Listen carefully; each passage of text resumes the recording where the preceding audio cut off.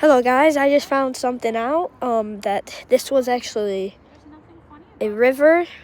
The river was, like part of like war, like Revolution American, I don't know, it said something about that. It said about like that settlers and stuff.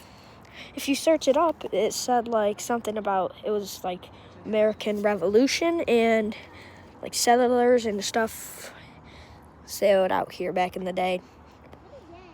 It's pretty cool knowing about this because, you know, down there, very cool. And